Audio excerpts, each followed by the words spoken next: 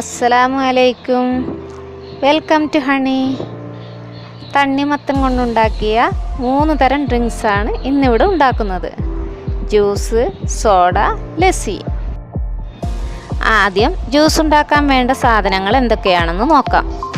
1 cup തണ്ണിമത്തൻ, വെള്ളത്തിൽ കുതിർത്ത കസസ് 2 table spoon, പഞ്ചസാര 1 ടേബിൾ സ്പൂൺ, പാൽപ്പൊടി 1 ടേബിൾ സ്പൂൺ, തണ്ണിമത്തൻ ക്യൂബ്സ് ആവശ്യത്തിന്. തണ്ണിമത്തനും പഞ്ചസാരയും പാൽപ്പൊടിയും ജാറിലേക്കിട്ട് നന്നായി അടിച്ചെടുക്കുക.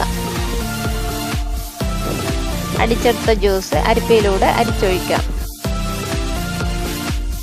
ഗ്ലാസ്സിലേക്ക് കസസും തണ്ണിമത്തൻ ക്യൂബ്സും ഇട്ടതിന് ശേഷം ജ്യൂസ് ഒഴിച്ചു കൊടുക്കാം. മുകളിലായി കുറച്ചുകൂടി കസസ് ഇട്ട് കൊടുക്കുക.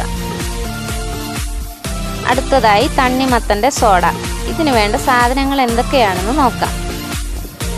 1/2 കപ്പ് തണ്ണിമത്തൻ, 2 ടേബിൾ സ്പൂൺ പഞ്ചസാര, ലെമൺ ജ്യൂസ് 1 ടേബിൾ സ്പൂൺ, 4-5 പുതിനയില, 2 ലെമൺ സ്ലൈസ്, തണ്ണിമത്തൻ ക്യൂബ്സ് ആവശ്യത്തിന്, കുറച്ച് ice cubes, flavourless soda.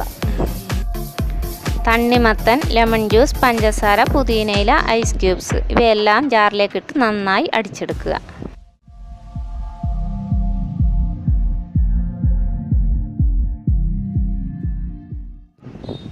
അടിച്ചെടുത്ത juice അരിപ്പയിലൂടെ അരിച്ചെടുക്കാം.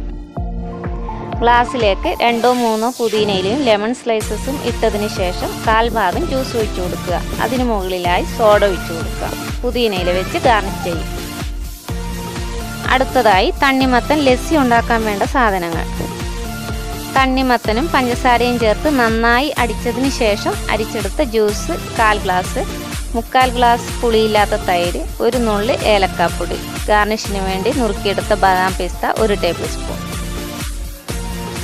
ഒരു പാത്രത്തിലേക്ക് തൈരും ജ്യൂസും ഏലക്കാപ്പൊടിയും ചേർത്ത് ബീറ്റർ ഉപയോഗിച്ച് നന്നായി അടിച്ചെടുക്കുക. മിക്സിയിലിട്ട് അടിച്ചെടുത്താലും മതിയാകും.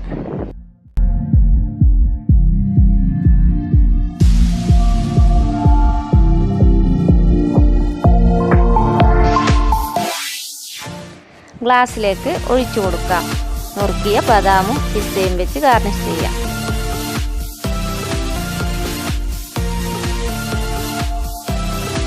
എല്ലാവരും ഈ റെസിപ്പി ട്രൈ ചെയ്യുമല്ലോ അല്ലേ?